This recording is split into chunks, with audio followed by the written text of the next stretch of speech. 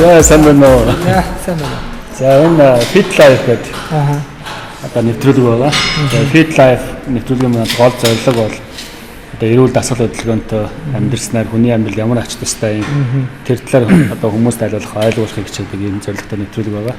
Тэгээд за өнөөдрийн зочноор бол одоо kickbox, motoboxын дэлхийн аварга мөн Shinobu Fighting and Fitness Gym-ийг үүсгэн байгуулагч дэлхийн аварга амар эсэл байх мань орж байна. Тэгээд юуны өмнө одоо танаас асуух асуулт маань бол энэ Shinobu Fitness and Fighting Gym-үүдийг те одоо ингэ байгуулаа явж байна. Одоо энэний яг одоо таны үсэж байгаа үр дүн ч гэдэг юм уу? Зорилго хүний амьдрал чинь тэр чиглэл хөдөлгөөн шүү дээ. Тэрнээс хойш. Тэгээд яг миний хувьд бол яг ер нь л спортоор тулааны төлөө 30 жил хичээлж байна. Тэгээд 30 жил маань ер нь амьдралын 70 80 90% нь бол энэ хөдөлгөөн тий. Хөдөлгөөний спортын амьдралтай холбоотой. Тэгээд өнөөдрийн өндөрлөг гэх юм уу одоогийн байр сууриас харахад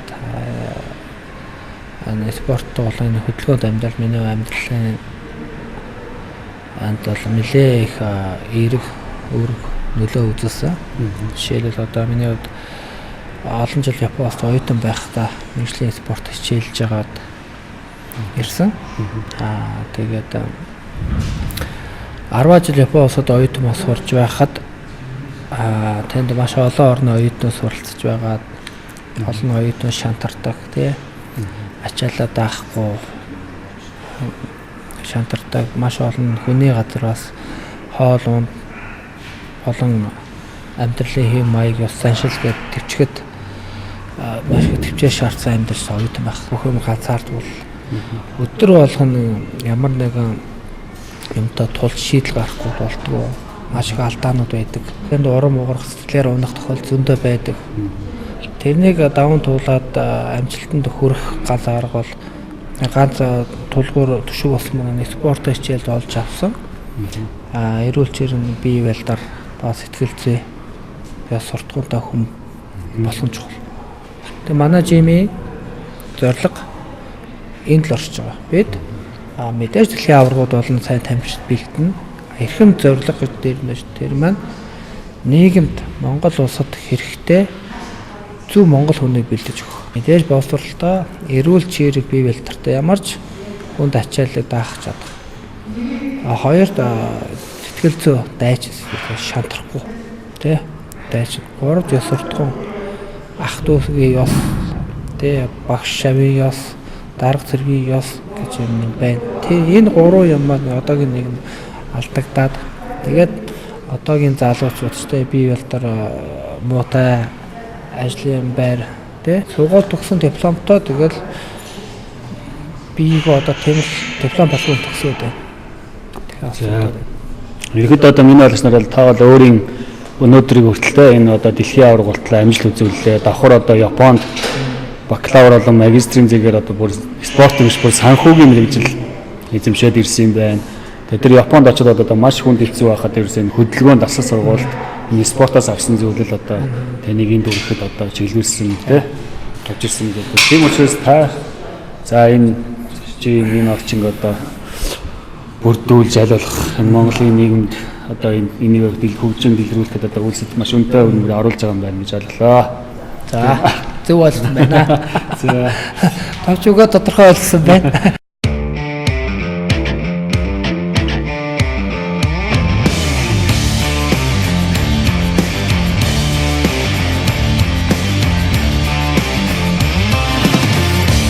Хүний амьдрал бол одоо тэр бүгдэд хүрэхэд бол мэдээ зөндөө олон саад бэрхшээл тулгарсан. Тэгээ спортоор хэдий давсан ч гэсэн те бас өөр бас нөлөөлсөн зүйл одоо юу байж болох ч гэдэг юм уу.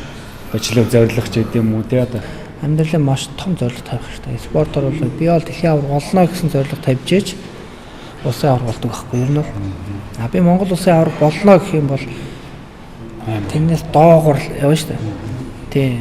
Улсын аварга болохын тулд би дэлхийн аваргач мөн олон улсын аварга болох том зорилго тавьж иж наан байгаа зорилгууд л өрнө гэсэн үг. Тэгэхээр залууч том зорилготой тэрний хөтлөө хүрэхин тулд шийдэх хэрэгтэй л дээ өөрийгөө би зорилго заавал хүнээс шийдэж бэлтгэл сургалт айж тэрэндээ үнэж байх. Тэгээд өөрийгөө ялах хэрэгтэй. Одоо энэ Shinobu Fighting and Fitness гэж байгаа шүү дээ. За би яг хоёр асуулт асуумаар байна л да. Нэг нь Шинобу гэж яг ямар утгатай үг вэ? Та өөрийгөө Шинобу гэдэг хочтой тэнд бас алдар нэр нь Арлын Японд дээр төгжижсэн. Тэгээд Шинобу гэсэн нэр ямар учиртай юм? Мөн дан яга фитнес, дан яга файтинг биш юм те. Ягаад хослуулсан энэ ямар учиртай юм гэдэг тань. За Шинобу гэдэг маань болохоор рингний нэр. Тэгээ манай Японы жимийн захирал өгсөн. Энэ маань болохоор төвчээр тэсвэр хатуучлах гэсэн үг. Тэсвэр хатуучлах. Тэгээд тэр юу гэсэн мэхэ манай жин маш олон орны авраг тамирчид ирээд яг түрүүний ярьдаг шиг тодорхой хугацаанд авраг боловч шантардаг хүн юунд вэ гэхээр тэнд ганцхан бэлтгэл сургалтаа ихээсээ илүү түрүүний ярьдаг тэр орны цаг агаар ёс заншил хоолунд гэл маш олон юм таарахгүй байхгүй. Тэр орондоо дасан зохицоход тодорхой хугацаа хэрэгтэй. Миний хувьд бол бүх юм хэцүү байсан. Чи дэвч энэ хүмүүс шантраад байна, дэвч хэрэгтэй, тэсэг хэрэгтэй. Тэгээд чи авраг болж чадна. Тэгээд энэ нэрийг өгсөн. Тэгээд бас Шинобу файтинг фитнес гэж байна шүү дээ. Ер нь бол файтинг гэдэг тулааны урлага бол маш богино хугацаанд тесрэлтэй, хөдөлгөөнтэй тэгж маш богино хугацаанд хүний биеийг хөдөлгөдөг. Маш өндөр калори шатааж чаддаг.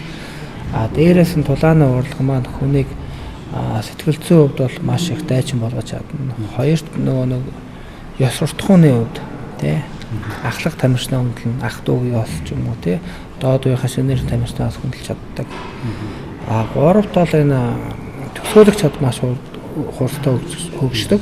Тэр маань бол одоо энэ хүн ингээд зохиход тэхийн тул би ингэж хаагаад буцаад ингэж зохих нь хэрвээ ингэж цохол хүн намаа ингэж хагийн зохих юм байна гэж хэдэн цохилтын цаадлыг тооцоолж байна. Энэ маань шатраар бол хэдэн үдлийн цаадлыг хардаг гэх шиг маш төсөөлөх юутай чадвартай болдог. Мэдээж нэг дасгал хөдөлгөөн маань бол маш богино хугацаанд өндөр калори шатааж өгдөг гарна шүү дээ. Тэгээд дээрэс нь фитнесийн дасгалуудаа хослуулахаар уян хатан зөв галбартай хугацаа өгүүлж чаддаг. Дээр нь түрүүний ярьдаг төсөөлөх чадвар сэтгэл зүй яс суртахуун гэдэг маш олон юм шингээсэн ийм жим энэ системийг бид олон жилийн амьдралын туршлагаасаа биеэрээ туулж ирсэн олон судалгаас гаргаж ирсэн системтэй дэмжин байгаа хгүй зүгээр тулаан нэм яваад байгаа биш хослуулж харагдахгүй боловч энэ дасгал суулт хийсээр тэр хүн саяны энэ шин чанарууд хүн сууж идэх байхгүй. Одоо ганцхан бие юм боди биш. Тэгэхээр тэр нь ур чадвартай, тэсвэр төвчээр, сэтгэл зүйтэй.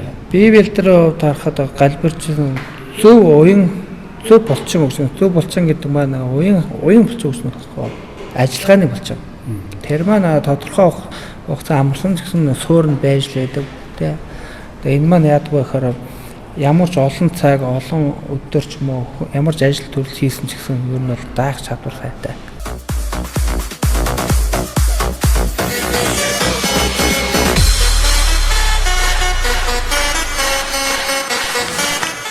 Бас нэг асуулт асуусан юм л да. Мэдээж яг хүн болгоо зориг тавьдаг, бас шантардаг хүмүүс байна. Гэхдээ яг зүгээр ингээд нөгөө энгийн яг одоо түрүүн та хэлсэн шиг хоолнд таардаггүй, цаг агаар нь таардаггүй гэдэг. За тийм үед бол мэдээж дэвчих ёстой, тухайн зорилгоо санах ёстой байна. Гэхдээ яг одоо тэр үед одоо ямар хоол идэх ёстой юм бэ? Яаж өөртөө тэр бие организмд тохируулах ёстой бэ? Одоо маш олон хүмүүс жингээ асгаж байна. Маш олон хүмүүс фитнесээр хичээлж байна, тулаанаар хичээлж байгаа юм уу? Эдгээр маань одоо өнөөдрийн Монголын нийгэм ч гэдэг юм уу, тухайн оны бие онцлогоос одоо ямар одоо хоол хүнсээ юм яаж ямар зарчмаар баримтлаа явуулж байгаа юм. Ер нь хүн болгон бие организм ондоо. Хүн бол дасгал суултан ч ондоо. Тэрнээс шалтгаалж байгаа л юм бол тэр бүх юм идэж уух юм ондоо л да. Хүмүүс болохоор жингээ асна гэхээр хоолоо идэхгүй хоолоо хасаад идэх байх. Буруу. Би бол тэтгэн ингээд бэлтгэл сургалтыг биеэс энерги хөлс гарч байгаад хоолоо идэх хэрэгтэй. Их идэж болохгүй л дээ. Ер нь бол хэтрүүлэхгүй тэгээд бага идүүлэх чинь сулд нь ядарна. Тэгээд хэрвээ бэлтгэлийн ачаал ихсээд ирэхээр аяндаа хүний бие ч өгүүлээд ирэх юм бол аминд витамин уурга авах хэрэгтэй. Тэр кал коллаген гэдэг чухал амин дэм чинь хөлсөөр ч юм уу гараа явчихаар би чинь нэхэд тэрийг хоолоос авч чадахгүй болохоор би чинь нэхэд авах хүмүүс чинь хоол хийдэд авах. Тэгэхээр хоолтой чинь цогт өөх тоос шүү юу гэдэг тэр нөгөө нэг цардуул хитнүүсүүд нь хүний биед ороод буцаа жингийн нэмээд байгаа. Жишээлбэл нэг килограмм гарахгүйс гаргаагүй ээжээс өмнө бол яг та жирүүд 2 хил иддэг байсан бол нэг цаг бэлтгэл ихэхэрснээр чи тэрнээс 2 хилээс чинь илүү хоол нэхэд байгаа байхгүй. 3 хил чи 4 хил хоол идчихэ. Тэгэхээр чи улам хүний биед ордог тэр өөх тос чинь нэмдээ улам бас чи нэмээд байгаа. Тэгэхээр хоол өөх тос багтаа хоол идэх хэрэгтэй. Гэтэ хоолныхаа юг тэр ихтүүлэхгүй багтуулах гэдэг болох тааруулж идэх хэрэгтэй. Та одоо зөндөө тэмцээн уралдаанд орсон байгаа. Тэгэл жин асах асуудал мэдээ зөндөө байдаг бах тий. Хамгийн дээд нь эдэл асч ирсэн. Ер нь яаж жингээ асдаг вэ? За миний хувьд бол яг өмнө бол дандаа жин хасдаг байж байгаа сүүлэг өсөж ордог болоод тий жин асахуул агай цөөн байж байгаа сүүлд тэгэхээр ч одоо өөр жин тулж ирсэн гэсэн үг. Тий өөр дээш өсөөд явчихдаг гэсэн. Тэгээ би чинь 59 кг тоолж байгаа өсөөд 70 кг болсон л та. Тэгээ сүүл сая 6 сард боксинг тэмцээнд орохдоо би 13 ил ассан л та. 13 ил ассан. Тий 13 илгээл 2 сар бараг 3 сар хацаа алсаас асах хэрэгтэй. Алсаас хүмүүс бол нэг сар өрөхгүй хугацаанд асаад байдаг байхгүй. Тэгэл тэмцээнд орохдоо тэмцээний бэлэг жингээ асах бэлгэл болчиход байдаг л та. Би бол алсаас ассан л нийт алсаас ингэж асаа сүүлийн нэг 10 хоногт бол 3 ил ч юм уу тий. Тэрийг нэг жоо хоолоо багсгаад аяндаа нөгөө нэг бэлтгэл суултыг алсаас асахаар тэр илүүдл юм маань ингээд ууршаад тий ингээд ирдэг л дээ. Ер нь бол богино хугацаанд биш ер нь алсаар асах нь зөв гэж. Тий алсаас тэгээд тогтмол бэлтгэлтэй тогтмол гол нь тогтмол ингээд амрал хийн амарна хүмүүс болохоор хийлээ тий амарлаа хийлээ гэдэг ч юм ингээд ядраад л багсаад ачаална гэсэн. Эсвэл хийлээ амарлаа хийлээ амарлаа гэдэг баланс авахгүй болохоор хүний бие чинь тэр чинь ингээд бас асан зогцох. Амарна ажиллана. Тэгээд тэрнээс нь зохицоод ер нь амьдралын хэм маягаа хүртэл тааруулах хэрэгтэй л дээ. Ажлынхаа цаг хэзээ хийвэл хүн болгоны бие дээр овно шүү дээ. Өглөө ивс хэрэгдэг, орой ивс хэрэгдэг ч юм. Орой хийхээр хүн чинь бас ачаал авахар шөнө унтах гэж хэцүү амархад зүрхний ачаал намтгаж хэцүү тий. Тэгэл унтаж чадахгүй болохоор тэгэл ааш нойр мутаа ч юм уу ингээл зүрхний ачаал гэснээс нэр таны одоо яаж байгаа бол дасан суугуулд бол хүний сэтгэл зүйд нөлөөлөл маш тэсвэр бат уржилтаа хүмүүжилтэй гоё бие билдэлтэй болно чинь эрүүл мэндийн талаас даад үлгэж байгаа зөвлөө гэж. Зүрх ажиллана гэдэг чинь ингээ цусаа шахах шүү. Ингээд одоо тий эрчимтэй хөдөлгөөнгүй бол хүний цусны эргэлт удаан ингээ дээшээ явахад энэний хувьд яаж та. Тэгснээр бол бусад эд эрхнэлүүгээ цусаа сайн шахаж өгөхгүй болохоор эд эрхнээс ажиллагаа нөгөө нэг юу байх гэсэн байхгүй. Хөдлөө багтаагаас ингээд итгэхгүй байх гэсэн үг шүү дээ. Өндөр ачаал өгсөн зүрхчин хүчтэй ингээд цусаа шахснараа дээшээ цусны ширх хүчтэй шахдаг болохоор тий өөрөө тасны ажиллагаа сайжирна. Тэрийг дагаад нөгөө нэг сэтгэл санаа хүртэл гоё болно. Тий дархлаа сайжирна. Тэгээд дээрээс нь хамгийн гол нь нийлүүлжингүй байна гэж хамгийн чухал шүү дээ. Сүүлийн үед одоо маш олон өвчнүүд гарч байна. Бүгд хөдөлгөөнд дутагдaltaй. Япон улсд бол ер нь Япон улс хэдүүлж жингээс салцсан орн. Тэгэхгүй ер нь бол. Тэгэхээр бид нийгмээрээ эрүүл болох хэрэгтэй байхгүй. Хамгийн гол нь бид илүүдл жингээс салах хэрэгтэй болж байна.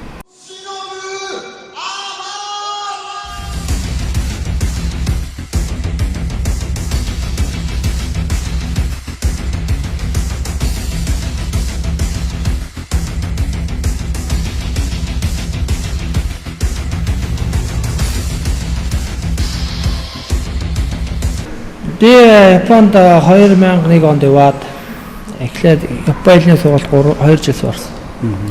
Тэгээд эдийн засгаар 4 жил суралцаад бизнес удирдлагаар тэгээд мастер 2 жил хийсэн. Бизнес удирдлагаар эдийн засгийн чиглэлээр. Тэгээд ер нь бол 24 цагийн 20 цагийн байнгын хөдөлгөөнтэй 4 цаг л унтдаг. Ер нь Японочууд ер нь бол 4-6 цаг л унтдаг эвдээ хүмүүс. Тэгээд баг цаг унтлаа гэж надад алгацсан юмсоо байхгүй. Яагаад вэ гэвэл өглөө нь босчгүй өдөр нь хичээлд явдаг, оройн бэлээ идэг гэсэн тийм. Ер нь Японч өөрөө тийм завгүй бүхэн төлөвлөгөөнд дагуу явдаг тийм орн болохоор ялч өдөр темпт нь ороод л босчгүй байгаа. Тайван байж чадахгүй шүү дээ. Ингээд амралттай өдөр байсан ч гэсэн яагаад ч үлээ нэг хоцрогдоод байгаа юм шиг хүн болгоно ингээд хөдлөөд байх тийм. Одоо Монголдо яг тэр темперээр байхаар харьцуулж байгаа ч гэдэг юм. Тий, эхэндээ бол агай хэцүү байсан л та. Тэгээд одоо хүнтэй уулзгаар төрүүлээд очичдаг ч юм уу тий. Эсвэл очичоод хүн ирдэггүй ч юм уу ингээл эхэндээ агай хэцүү байсан. Тэгээд өглөө эрт босчоод 4-5 цаг босчоод хүмүүс унтчих ч юм уу тий. Тэгээд яг одоо Монголд бас зохицуулаад тий энэ амьдарч байгаа болохоор Тэрнээс хойш одоо нэлээд олон энэ тулаанчдыг Монголын тулаанчин залуусыг дэмжиж мэдээж тулааны бэлтгэц болд их орчин нөхцөлийг бүрдүүлээ. Давхар ганцхан тамирчин биш гэсэн фитэн тэ хөдөлгөөнтэй амьдрах энэ орчныг бүрдүүлж чинь дээрээс нь тулааны тэмцээн зохион байгуулж шүү дээ. Тэр талаар бас яг ерөнхийдөө ингээд бүх юм ингээ уялдаад нэг системтэй болж байгаа юм тийм. Тийм ер нь бол бид дээрээ хүнийг шүтдэг лээс гэлтний хүний удирдал гарч хүнийг одоо үед бол хүн биш системийг шүтэх хэрэгтэй. Би дэлхийн аварга мөртлөө намайг шүтэх гэж биелэхгүй шүү дээ. Би яагаад бол би бол бодит биш байхгүй сэтгэлийн хөдөлгөөнөөр тий. Энэ тулааны яваа чи аварга болноо намайг дагаад яв гэвэл бас юу байгаа байхгүй. Тий бодит биш байхгүй яагаад бол би хүчж болно тий. Гэдэг шиг тэр хүн яах вэ гэхээр бэлтгэл хийдэг газар нь байх хэрэгтэй. Бэлтгэлээ хийгээд хийхдээ сайн багш асуулж нөх орчин бүрдээ хоёр тэр хүн яах гэж бэлтгэл хийж байгаа. Тэ хүчтэй болохын тулд тэмцээнд орох хэрэгтэй. Тэмцээнд байх хэрэгтэй. Тэмцээнд ороод яах вэ? Ороод амжилт гаргуул тэр хүн яах өмшөөл байх хэрэгтэй. Өндөө шагнал байх хэрэгтэй. Тэ тэмцээнд авраг болоод яах юм тэр гадаад орн олон дэлхийн аврагч юм олон улс тоглож дэлхийн хэмжээнд гарах хэрэгтэй. Дэлхийн хэмжээнд гарахаараа тэр гарснаар юу хэрэгтэй. Тэр хүн амьдрал сайжрна, хоёр их орноо сурсан хэрэгтэй. Нэр алдартай. Тэр нэр алдарт гарснаар яах вэ гэхээр хүүхд залуучууд тэрийг харж хичээлж ингээд тий төлгөө дүүрээд болоод ингээд эн чинь ингээд өөрөө дэлбэлээд ингээд явах систем. Тэр системийг л бий болох хэрэгтэй. Тийм систем бий болох гээд юу эхнээсээ явж байна л. Одоо энэ бүх зүйлийг мэдээж хийхэд бол одоо хөрөнгө мөнгө одоо хаанаас өсөхтэй ашигтай байд юм уу? Ер нь бол бодоод үзэхдээ спортын салбар манай Монгол бас хэцүү шүү дээ. Тулааны урлаг бол миний амьдралд маш их нөлөө үзүүлсэн. Одоогийн амар байдланд маань энэ хоёр нутаг гэхээс илүү энэ хоёр нутгийг юу хөдөлгөөстэй явж ирсэн бэ гэдэг нь тулааны бол маш их нөлөөсөн баггүй. Энэ амар байдлыг хүнийг бий болгосон. Тэгээд энэ урлагаар дамжиж хүүхд залуучуудыг ингээд бас хөгжүүлж тэгээ Монгол иргэн хүний хувьд өөрөө хувь нэмрээ оруулахтай хувьд бол энэ урлагийг хөгжүүлэх ёстой. Ингэснээр маш олон хүүхд залуучууд хичээл төвлөхийн аварга төрж энэгээр хичээллээ бас маш олон хүмүүс ирүүл болж тий энэгээр хичээлж Монгол улсын хөгжим хувь нэмэр оруулах энэ нь маш том ашиг багхгүй юм бол ашиг мөнгөн биш. Миний ашиг маань болохоор мөнгө гэхээс илүү үр дүн.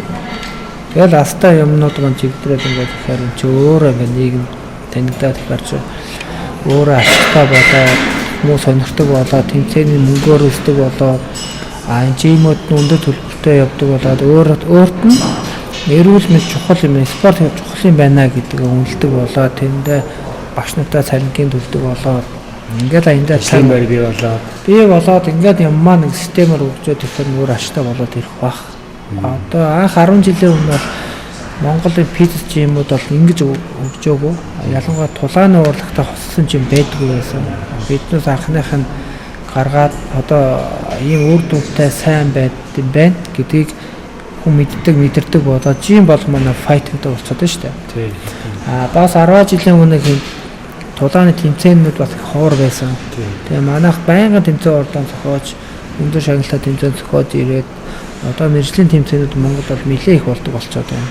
Тэрийгээ дагаад залуусууд хичээлж эхэлж байна. Тэрийгээ дагаад жимүүд нээгдэж байна. Ингээд энэ чинь өөр дүн гараад байгаа.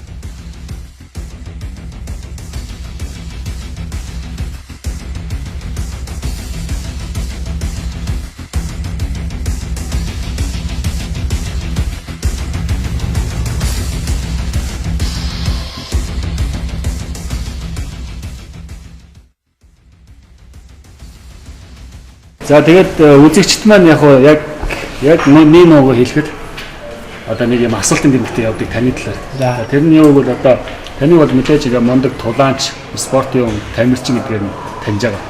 Хоёр та бол одоо нэг одоо бас 5 жилийн өмнө Монголд байхгүй нэг 2 5 бол тий цагаан хар цагаан инноватор гэх. Тэгээд нэг бизнесийг нэлээд хөш дүрэн гарч иж байсан ш. Тэгэхээр яг өнөөдөр ингээд энэ нийгэмд ингээд ашигтай тийм амар ашиггүйсэн юм спортыг хөгжүүлээ яваад байна. Давхар одоо яг таны хувь амьдрал дээр санхүүгийн юм одоо тий та өөр ямар бизнес хийх гэж байна. Тэгээ ер нь хүн ба штэ Чингис хааны хэлсэн үг гэдэг штэ. Тэр манай жимийн болон миний урай л да. Биеийн цас, гэрийн цас, төрөнс гэж үг байдаг штэ тий. Эхний ээлжинд хүн өөрөө боловсроод өөрөө байр суурь олоогүй яж бас одоо юу гэж төрөө засна гэж явахаар хэцүү штэ. Тэгээ одоо миний насны үед ч гэсэнтэй одоо үдийн наслахад бас тодорхой боловсруулалтаа хийжлээ, спорт ороод л боллоо тий. Ингээд одоо миний хувьд бол том хүн болчиход байна шүү дээ. Тэгээ өөрийгөө одоо ямар хүн бэ гэдгийг бас мэдчихэд байна тий. Нэгт хоёрт мэдээч гэрэн зас гэдэг маань болохоор ч өөрийнхөө бас амжиргаа бол нэг шийдэх ёстой. Тэгээд олон жил эдийн засгийн мэргэжлээр төгссөн болохоор Монгол улстай ирээд спортоос гадна Shinobu гэж компани байгуулаад энэ компани өргөжөөд групп болж өгчөөд олон салбарт юм хийж байна л да. Үйлчлэгээний салбар, үйл хөдлөлийн салбар, уул уурхай хийж байгаа бас надад уул усаа ухах нь бас таалагдахгүй болцсон л да. Тэгээд гадаа дотоод хөрөнгө оруулалт, гадна дотны зочдтой ингээд ер нь бол ингээд маш олон бизнес рүү ороод 150-60 хүний айлыг тий айлыг хариуцсан айлыг 150-60 хүний цалинжуулдаг тэр маа 150-60 айл штэ айлын асуудлыг шийдэх тийм хариуцлагатай компани болоод ингээд ажил явдаг. Тэгээд одоо хүн харахад ганцхан спортын тулааны өвлжимээ яваад байна гэж ойлгох юм шиг. Үүний ард бол маш том хариуцлагатай олон айлын амьдралыг хариуцсан гэх юм уу тийм хариуцлага ажил явдаг. Би нэг одоо ард түмэн бас яг тийш харж байгаа л да. Одоо таны тулаанаар Японд тулж байгаа гэж харсан. Тамирчин гэдгээр чинь нөгөө хэд өндөр арчаад нөгөө яг бизнесийн салбарт гинт яаж те энэ нөгөө төрчвэж гэдэг юм тийм асуултаа байж магадгүй шүү дээ асуусан шүү. Тэгээ энэ тулаан болон фитнес болон Shinobu Fight Fitness болон шал тустай энэ хэмжээ хүн ч юм уу хажуудалтай нэг өөрөө бахархал хийж байгаа юмнаас баяр баясгалан авдаг нийгэмд бас үзүүлэх юм байх ёстой. Тэр энэ бизнестэй маань юу нь бол тустай юм байна. Энэ маань ингээл хөгжөөл ингээл олон ингээд хилээд бүтцэн систем гоё болоод олон залуучууд хичээллээд олон аварга төрөөд явал тэрнээс би өөрөө кайпан гэдэг бас дэм аваад урамшаад яддаг л та. Алж яралтай болтой. Одоо тэгж яг тэмцээнд ороод авраг болоод явж байгаа хажуугаар энэ сургуулаа хаялгүй сурсан байна. Бүр магистр, мастер хамгаалаа явсан байна. Ингээ хаяхгүй явсан бас өнөөдрийн бас энэ бизнесээ хаяхгүй явж байгаа ч гэх юм уу те. Яг л ингээл зорилгоо зүтгэсэн байна. Би нэг л боддог юмсаа төвчсний дараа яах вэ гэдэг те. Японосд ингээд тодорхой хугацаагаар байгаад би зэний цад харьжил таараа. Харихтаа би яаж игээд мэдээж зорьсон боловсролтойгоо очино авраг болно.